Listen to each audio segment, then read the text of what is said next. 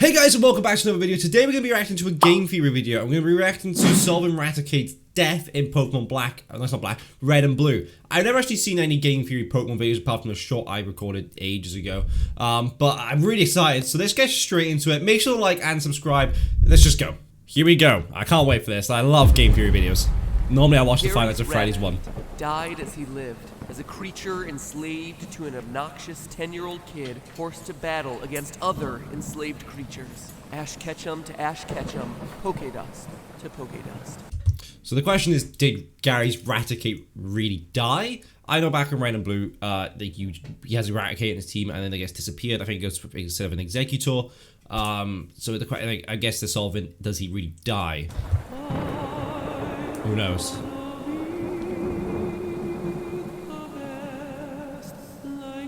It's quite a dramatic entrance, bro. Introduction's quite dramatic. Here we go. I love game theory, but we can see it through.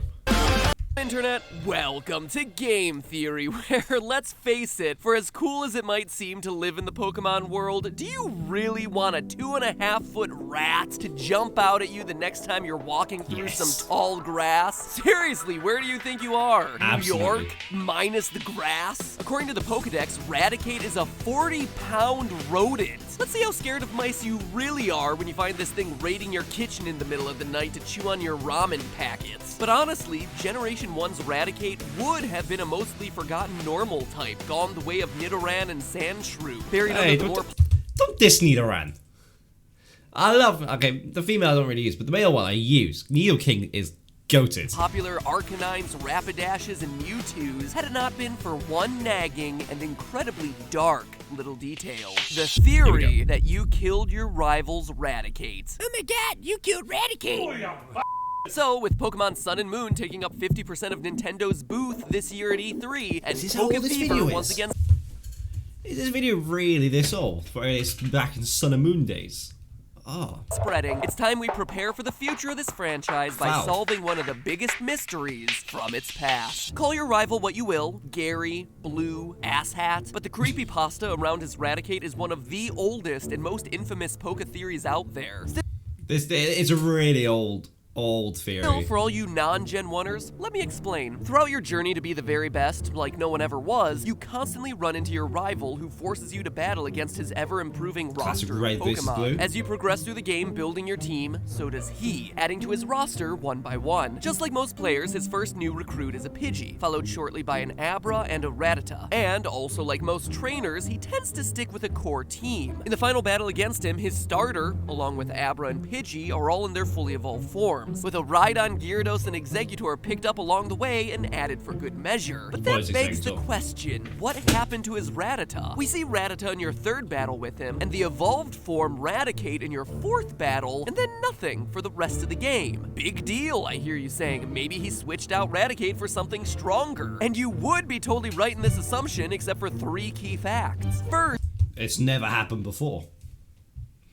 Yes. It's the only Pokemon that goes missing from his team across the whole game. Every Pokemon you see him use throughout your various battles with him makes it into the final roster, except for Raticate. But not only that, in your infamous 5th battle with him, your rival only has 5 Pokemon in his team, leaving 1 slot blank. Even if you don't like your Raticate anymore, having anyone in that empty slot would be better than having no one. So why not Raticate? It'd be like entering a fight with one hand tied behind your back. You're practically handicapping yourself. But lastly, and most importantly, is the location of that 5th battle. Pokemon Tower, a 7-floor cemetery for dead Pokemon smack in the middle of Lavender Town. Okay, well, off in the northwest corner of the town, you get the point. It's a cemetery. Your rival's empty Pokemon slot and the disappearance of Raticate, when coupled with the battle in a Pokemon cemetery, all led the internet to the only logical conclusion: you killed it. Your rival was there to bury his dead Raticate, one that you, as the player, had a hand in killing during your previous battle aboard the SS Anne. So,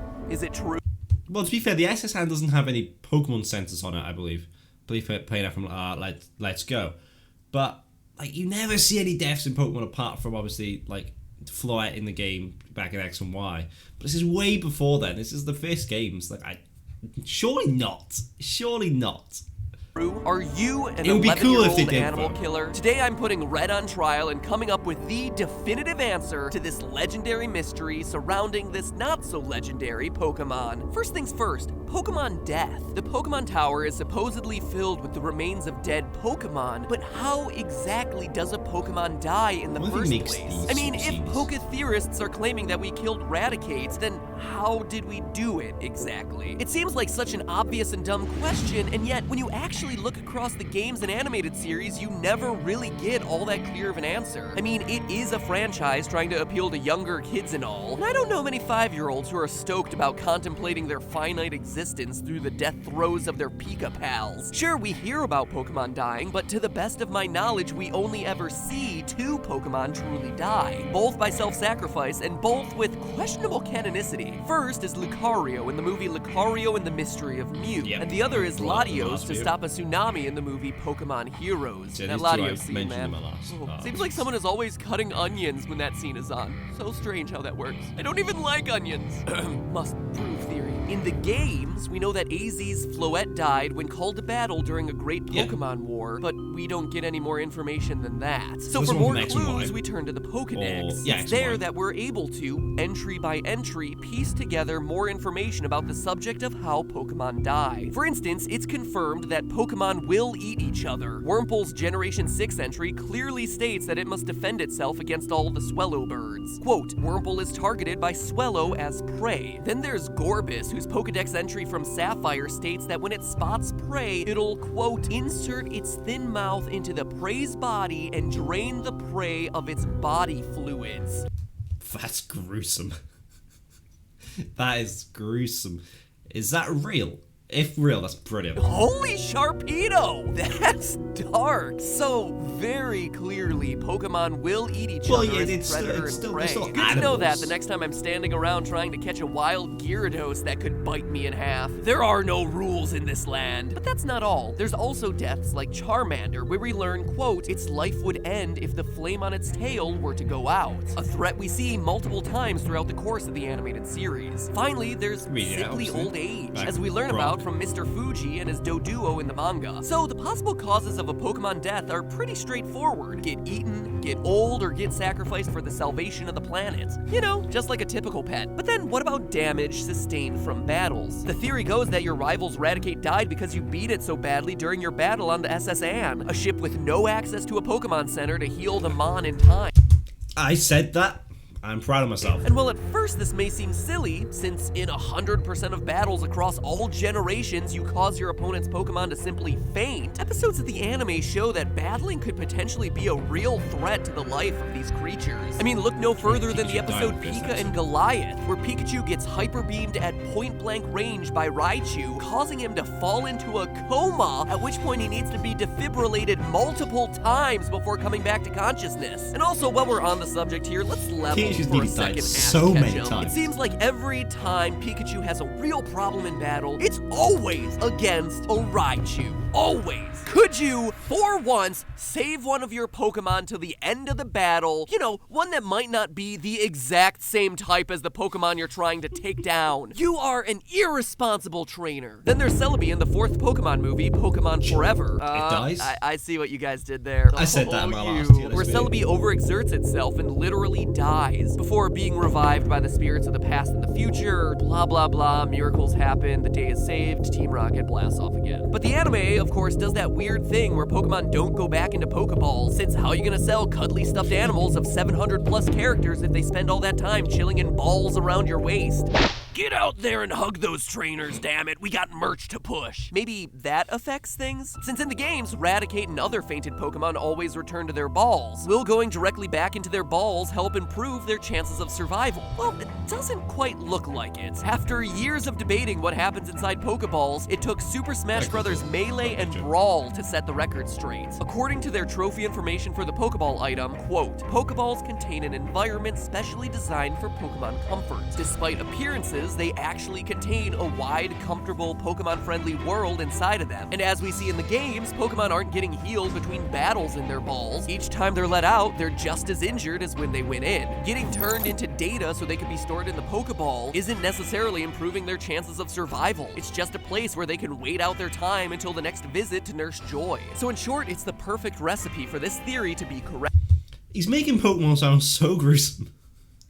I mean, to be fair, which it is. It is. Pokemon can die, battles actually injure these creatures to life-threatening levels, and no amount of hiding in a Pokeball is gonna save them. So is that it? Do all signs point to yes? Did we truly kill our rival's Raticate? Absolutely not. Yeah, and while we so. could sit That's here too easy. analyzing Blue's dialogue in the tower and assessing that it doesn't match with the type of things a grieving Pokemon trainer who just buried a loyal team member would say, the answer is so much simpler and definitive than that. In fact, that critical piece of evidence, much like the grandfather clock from FNAF, has been staring us in the face, in this case, for years. The incontrovertible proof as to why Blue's Raticate is alive and well is his level. For literally a decade, this theory has hinged on the belief that your rival doesn't store Pokemon on his PC, that the only reason he would lose Raticate is through some tragic means like death. But look at how his Rattata's level changes across each battle. Fight 3 on Nugget Bridge is the first time we see Rattata, and it's at level 15. The next encounter on the SSN is when he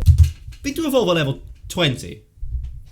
Is that the big climatic? Is that the big climatic challenges you with the hits quote-unquote soon-to-be deceased Raticate at level 16. And by the 5th battle, Raticate is no more, supposedly dead by our blood-stained 11-year-old hands, buried in the Pokemon Tower. But here's where we've been wrong the whole time. This Rattata is not the same as this Raticate. They're two entirely separate Pokemon. How do we know? Rattata doesn't level evolve 20. into Raticate until level 20. But the Raticate we see is a level 16, meaning that it has to be a different Pokemon he caught in the wild. And why is this important? Because it establishes that your rival does indeed have more Pokemon in his team that we don't see. That he either released Rattata and Raticate or stores them in his PC like any normal trainer. Well, either those options or the extreme conclusion, we killed both Rattata and Raticate. In which case, wow. Yeah, let's not need to put Cubon's mum in there.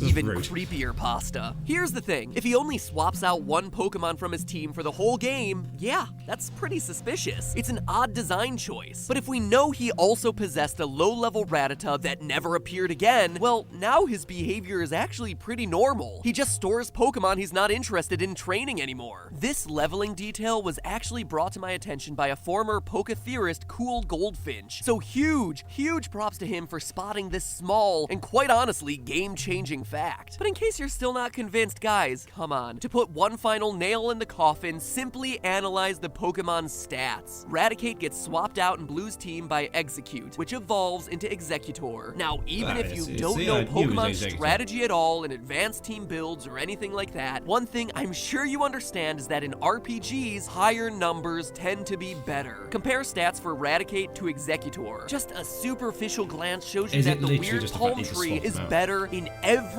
category than the giant rat. It's as simple as that. In short, today, Occam's Razor wins out. Now, for those of you unfamiliar, Occam's Razor is the name of a principle built around the idea that among competing hypotheses, the one with the fewest assumptions should be selected. Occam's Razor is basically the idea that the simplest answer is, more often than not, the right answer. It is, quite literally, the antithesis of this channel's motto, where I'll go to whatever lengths necessary to explain away weird gameplay mechanics or details that just feel out of place. But in this instance, the internet simply took a lot of admittedly strange details about the battle, the missing Pokemon, the empty slot, the death-filled setting, and extrapolated a bit too far. But this time, unlike other creepypastas where evidence one way or the other simply doesn't exist, this time the truth can't be denied. The levels don't lie. The simplest explanation is indeed the correct one. Sorry, creepypasta writers, but it's time we tell this urban legend. Smell you later. But hey, that's just a theory. A game That's theory. how it ends. Thanks for watching. But no, thank you for watching. I hope you enjoyed, and see you later. Goodbye.